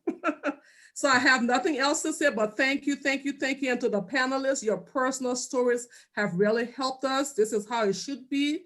We take it to be very meaningful and we're gonna use it in our own lives so that we don't forget what mental health means here and in the future, because it's affecting the whole world. Thank you again. And thank you, Mr. MC, as always. You always do You a are welcome. fabulous job. And your You're welcome. co-host, Estella, is fabulous too. So thank you all. Oh, thank you, thank you, thank you. Thank you. And Mustafa, you weren't here when I thanked the committee. So a big thank you for always coming through when we need your assistance. Resourceful, extraordinary. Thank you. Mr. President? Yes. Thank you. I can't say thank you enough. It always make me proud when I see our community working together for the common good of our community. Like I always said, this is not about Alpha. This is not about anything else. It's just about bringing services to our community, especially those that greatly deserve it. Thank you, Madam Chair Lady, for your leadership. Thank you to the committee members for being there. So LICI, we've been doing a phenomenal job working like parallel, right? So if I don't have the grant committee working, I have the building committee working. If I don't have the building committee working, I have the Ways and Means committee working. And these are all diverse group of individuals, professionals that are just working hard for us to build a unified community. And I just thank God for the opportunity to lead the efforts. And I'm humble, always humble to be the leader of this community. We have few updates coming up. We've been stressing a few years ago, back in 2019, when we were purchasing the community land, there were two items on the table. One item was the community to vote to give us the authority to spend their money on purchasing a property. The next item was for the community to give us the authority to revisit, redraft, and redo the bylaws that have governed this community since 1986. It was a bold step, but based on where the community is going, based on our future growth that we're anticipating, we had to put the proposal on the table for us to readdress the bylaws to make sure we're in compliance with state authorities, make sure we're in compliance with other agencies so that we can be able to grow this community.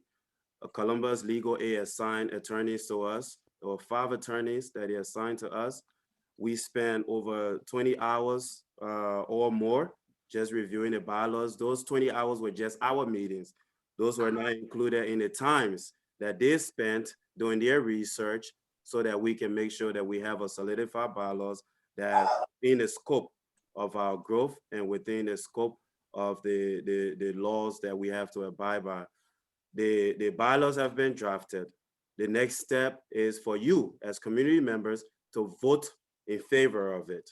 Within the next few weeks, the nomination committee or the elections committee will be coming to you, drafting guidelines in terms of how they're going to conduct elections, given that it's COVID, whether it's going to be virtual or it's going to be in person. We want every one of you, first of all, make sure you're an active due paying member for 2021. Pay your dues. It's only $50. In addition to paying your dues, we want you to come and vote in favor of that new bylaws. The new bylaws will set this organization to where it needs to go. It will enable us to go out and get private partnership, public partnership to be able to build our community center. On April 24th, the building committee have been working hard over the last 2 years to bring resources to see how we're going to build our community center. We've done, this committee is led by Ms. Grace Coliswa. She's been doing a phenomenal job pulling resources together, making contacts, and we have some important, very, very important updates for you on April 27th. So please mark your calendar. April 27th, we'll be coming back to you, inviting you to another Zoom call so that we can discuss progress that we've made and so that we can get your buy-in in terms of how we're going to build this multi-million-dollar community center together. So keep your eyes open for the elections date for our new bylaws and keep your ears open as well for the meeting on the 27th. We really appreciate on behalf of my executive members, which some of them are in Liberia right now. They wish they could have been here. I see my dynamic vice president was on the call as well, Madam Kuba Carter, and our dynamic board members who always support us in our endeavors. We just want to tell you, thank you for our committees for making us shine. You guys are the ones that's actually doing the work. You are the real heroes. So we appreciate it. And we hope that everyone have a great evening. Thank you. Thank you, Mr. President. Thank you, everyone. Have a good day. Before I go, please, can I say something? Good day. I beg you, we got 2 new people that just came from Liberia, like the ladies talk about the help. I already appreciate you guys if y'all help there. And me too, I just came from Liberia too, so it make it 3. So who are we paying the $50 to? Thank you, Patricia. So 2 people in our church just came from Liberia, plus me making. Who are we paying the $50 to for the registration? You can either pay the $50 to the treasurer. She's out of the country right now, or just send a cash app. I just chatted in the group, LICI.org cash app, and in the memo, just put your name and put that is for your dues. So cash app. And then also, I don't have cash app. Okay, we'll link up with you. You can either pay on the website as well. LICI.org. Okay. The website. And to reiterate what the chair lady said, we still need volunteers to participate in our video diary. I have also dropped the form. I will.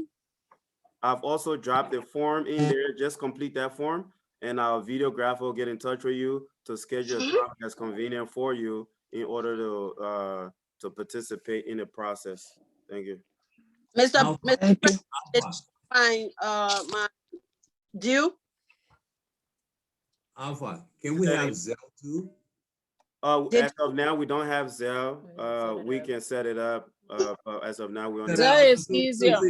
Yeah, like, you know, easier for a lot of people too, and it's more. Easier and safer. Okay. Yeah, safer. So can you do that? That'll be Yes, good too. we can do that this week. All right. Good. Yeah, because I have Zelle. Okay. Okay, so we are officially adjourned. Oh. Any other business beyond here would be ordinary now. We are officially Mr. adjourned. Thank you, Murphy. guys. Thank Yes. you, Mr. MC. Thank you, Mr. Thank you. MC. Hey, bye. Mr.